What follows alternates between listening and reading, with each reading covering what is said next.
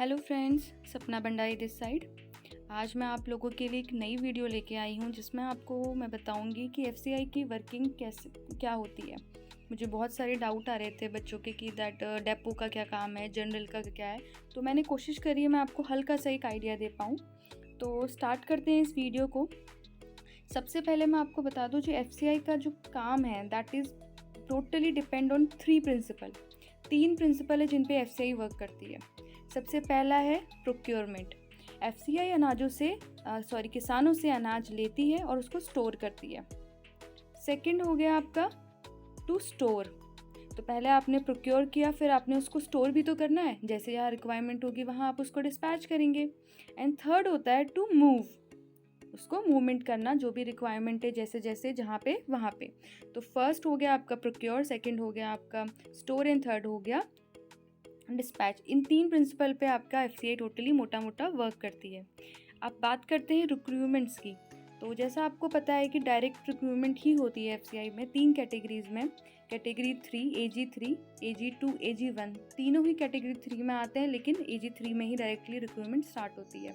फिर है category 2 directly as an manager and category 1 AGM assistant general manager.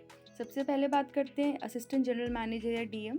इसका आपका एज क्राइटेरिया होता है 28 to 35 एंड इसमें आपका देख सकते हो आप अलग अलग पोस्ट होती है अकॉर्डिंग टू जो भी इनकी डिग्रीज है। अगर जैसे मान लीजिए एजीएम सीई है तो सिविल इंजीनियरिंग चाहिए, ईएम है तो आपको इलेक्ट्रिकल या मैकेनिकल इंजीनियरिंग चाहिए, फिर आपका जनरल, टेक्निकल, अकाउंटेंट, मेडिकल। आप इन सब की क्वालिफिकेशन रिसेंट के नोटिफिकेशन से देख सकते हैं। फिर कैटेगरी 2 मैनेजर्स में भी आपकी रिक्रूटमेंट होती है जिसका एज वही है 28 to 35। आपका जनरल, डेपो, मूवमेंट, अकाउंट, इन सब का आपका अलग अलग क्वालिफिकेशन के बेस पे अलग अलग एग्ज़ाम होते हैं। फिर आता है कैटेगरी 3 असिस्टेंट ग्रेड 3। इसमें आपका जनरल, अकाउंट, टेक्निकल, डेपो और हिंदी। जैसे हिंदी है तो ऑफकोर्स ग्रेजुएशन इन हिंदी मांगा होगा, टेक्निकल है तो एग्रीकल्चर या ऐसा कोई सब्जेक्ट होगा, अकाउंट्स है तो बीकॉम या नॉर्मल ग्रेजुएशन। तो इन सब की क्वालिफिकेशन वेरी करती है, ठीक है। अब इसके अलावा भी बहुत सारे डायरेक्टली रिक्रूटमेंट एफसीआई कराता है। JE junior engineering in civil, junior engineering in electrical, mechanical and steno grade 2। अब बात करते हैं वर्किंग की, जिसकी सबसे ज़्यादा कन्फ्यूजन है बच्चों को। सबसे पहले बात करते हैं जनरल कैडर की। देखिए, जनरल कैडर सबको पता है किसी भी ऑर्गेनाइजेशन में हो तो मेनली ऑफिस वर्क ही करता है। तो ऑफिस वर्क में इनका काम क्या होता है, जो भी मैनेज और मेंटेन करना डेपो का डेटा आता है जो। तो आप मान लीजिए कोई भी आपने किसी डेपो का आप में पोस्टेड हो तो वहाँ पे जो भी उसका स्टोर, जो भी उसका स्टॉक डिस्पैच हो, उन सब के डेटा को मेंटेन करना। वर्किंग वही होती है 10 AM to 5:30 एंड कोऑर्डिनेशन करना होता है इनका मेन काम between RO, headquarter and depot. तो देखिए, अगर मान लीजिए आप एक किसी ऑफिस में पोस्टेड है लेकिन आपका सेक्शन आरटीएल है और आप जनरल कैडर के हो, इसका मतलब आप क्या डील करोगे, रेन ट्रांसिट लॉस का डेटा। जो भी आपका स्टॉक रेल से इशू हुआ उसमें जो भी लॉस आपका आया है उसके बारे में। मान लीजिए अगर आप एडमिन में पोस्टेड है तो एडमिन में आप क्या करोगे, एम्प्लॉय का डेटा मेंटेन करोगे। ऐसी अलग अलग सेक्शन, लेकिन काम आपका ऑफिस वर्क ही रहेगा।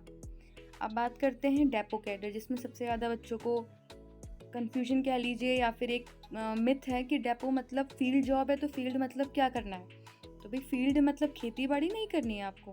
आपका काम है सुपरवाइज करना, स्टॉक के मेंटेनेंस में, लेबरर्स को स्टॉक मेंटेन करने में या इशू डिस्पैच में। जो भी स्टॉक का डेली मूवमेंट हो रहा है, रजिस्टर मेंटेन करना होता है, डिस्पैच है, ट्रक एंट्री आया गया उसके बारे में। तो आपका काम है सुपरवाइज करना, किसमें, स्टॉक को मेंटेन करने में, इशू करने में, उस सब कामों में। यहाँ पे भी ऑफिस वर्क होता है। मान लीजिए आपको रजिस्टर मेंटेन करने होते हैं बहुत सारे, जो भी आपका वीट या राइस इशू या डिस्पैच होता जा रहा है। और इसका कोई टाइमिंग देखिए एज सच 10 AM to 5:30 होता है, लेकिन होता नहीं है। मान लीजिए कोई आपका एक रेक निकली, रेक मतलब होता है रेल से आपका कोई डिस्पैच हुआ, तो उसका आपका हो सकता है वो 10 आवर भी लग गए, हो सकता है वो 13 आवर भी लग गए, बट उसके लिए आपको OTA ज़रूर मिलता है। तो ऐसा नहीं, वो डेली के बेसिस पे होता है और उसके लिए स्टाफ की ड्यूटी लगती रहती है रोटेशनल। टेक्निकल के लिए देखिए, टेक्निकल एक ऐसी जॉब है जो दोनों में काउंट होती है, फील्ड एंड ऑफिस।